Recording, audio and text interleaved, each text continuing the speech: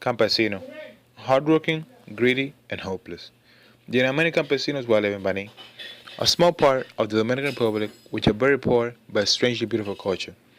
A jungle filled with mango, avocado, and banana trees in your backyard. With dogs in the streets roaming free and pets being placed on cockfights, held in the streets and even to the smell of cement. Teachers allowed students to fight without intervening.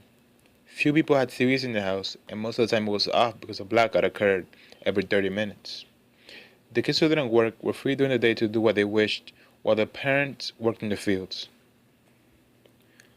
I was one of those kids who found entertainment by fighting. I stole 1,000 pesos from my aunt's store, threw hot milk in my sister's face for a reason I have yet to remember, and even failed first grade. My father, a campesino, worked 5 days a week farming sugarcane, plantains, and avocados, 12 hours straight in the hot sun. And on the weekends, he went to the capital to make some extra money building houses.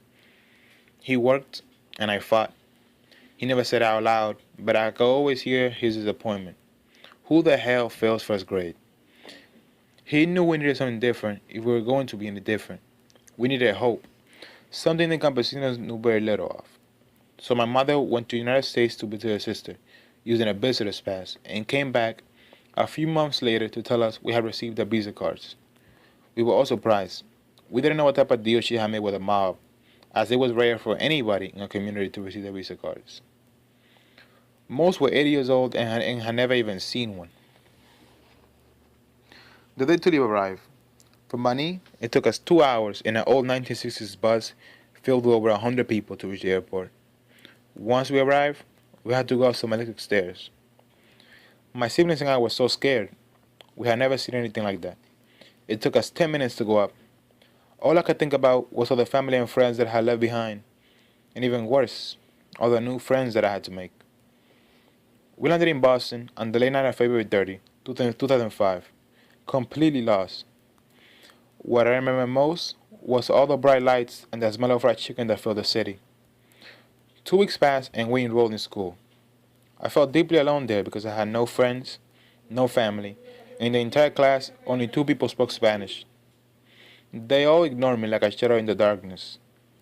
I never told my mother or siblings about this. I guess I was too proud.